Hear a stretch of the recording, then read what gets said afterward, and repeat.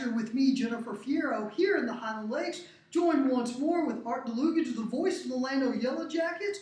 Art, we're going to start with Llano and talk about the Crockett game. It'll be the second game for the Yellow Jackets to be on the road.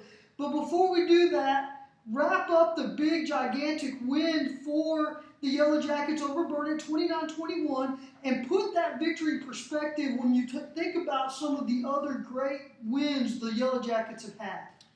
Coach Matt Green was comparing it to the win recently over San Saba when the Jackets were down 31-21 with a couple of minutes to go. They scored, got an onside kick, scored again to win 35-31.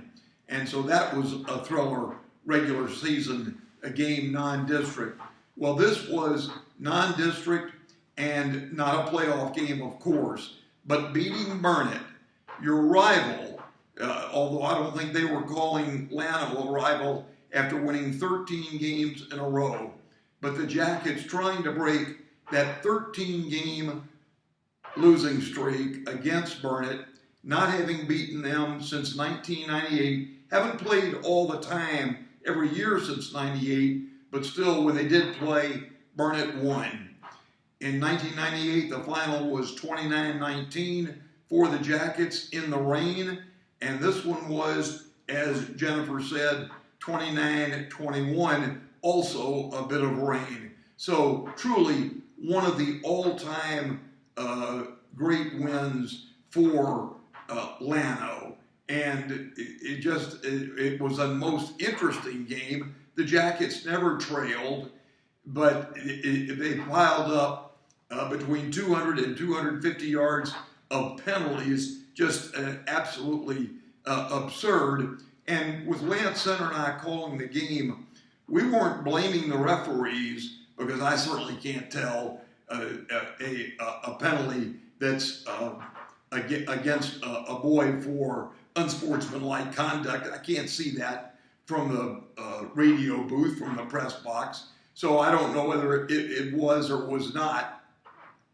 But I do know that they kept drives alive for Burnet. They kept Burnet in the game. The Jackets did hold them off to win by 8. There were other couple of miscues that could have stretched that lead to 2 possessions. That didn't happen. The positive was that once again, Llano had an outstanding running game led by Carson Kirkendall and Miguel Hernandez, and quarterback Briggs Green ran well too. He also passed okay.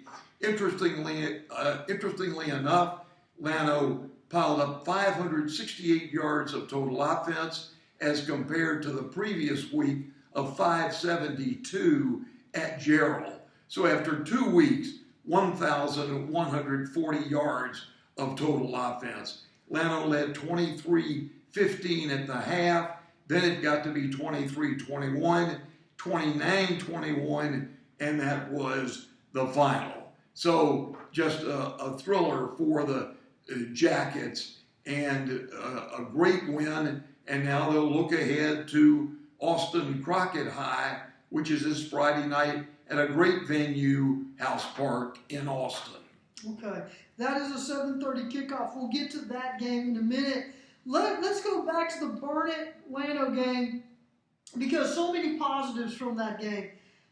If you had to pick one unit that impressed you the most, which one would you pick? Well, certainly the offensive line, okay, because they were blocking for Kirkendall and Hernandez and for Briggs Green, who threw 2 touchdown passes to Ross Prokop, who was absolutely wide open, touchdown passes of 26 and 52 yards.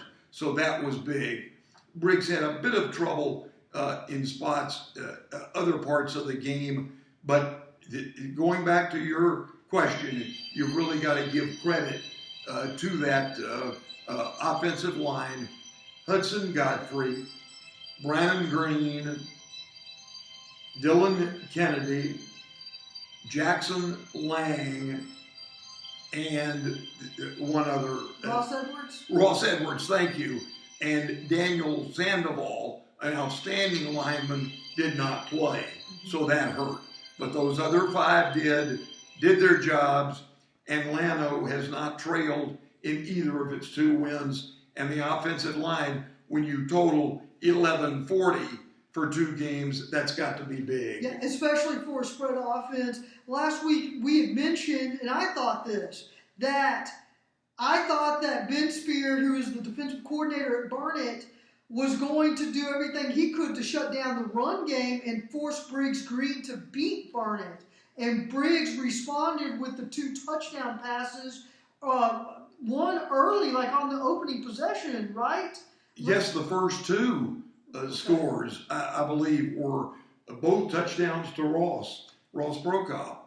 Yeah. And the leading receiver for Llano until, and it's going to be 1 or 1A, Sam Sultanfuss comes back. That'll help. Sure. So in that sense, that's where I give Briggs Green so much credit, because I did feel that Ben Spear was going to do everything he could to limit that run game that is so effective and to put massive pressure on that offensive line to force an inexperienced quarterback to make plays, and he did early on. I'll tell you, those 2 running backs, you'll see them hit the line and appear to be stopped, both of them, and then they'll just find a seam elsewhere and make some real big yardage. Well, you'd have to be running the way they are. That San Saba win was 2 years ago, 2020, 35-31, that I mentioned earlier. Okay,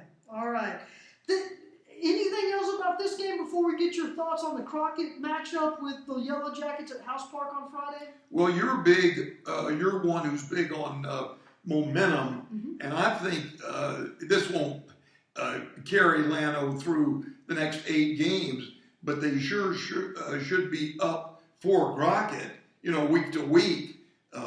Beating Burnet is just, when you've lost 13 in a row, that's just a huge point for your entire season. Yeah, I agree. My only concern about Llano against Crockett, and this will test the maturity of that team. It's easy to get up for Burnet when you've lost 13 in a row. I don't know if you can get up that high again when you hit the road to face an Austin Crockett team whose program traditionally has been a playoff contender, has qualified for the playoffs, but I don't remember the last time advanced in the playoffs. They usually finish in 2, 3, or 4, typically 3 or 4 to get into the playoffs. I just wonder about that. It's not something that keeps me up at night, because I think there's enough leadership on that Yellow Jacket team that they'll right the ship, if you will, if there's been a letdown. But I'll be curious to see if they can get the hot start against Crockett like they did against Burnet. Well, I've said this before on the podcast, that you're only playing 10, 12, 14 games a year. If you go a lengthy road in the playoffs, it's that many. And it would seem like that each Friday night is big for these boys. And so Burnet is past, and now you're playing in a great venue, as I mentioned, House Park, and a team that you should beat. And I think they will be up for that. And I think they will be up for the rest of these games. It's homecoming after this one. Crockett, I'm not sure has made the playoffs, but has come close. Last year within a game. Right. And this year, Texas Football Magazine thinks that it has a good chance because Marble Falls and Liberty Hill are not in its district. Correct.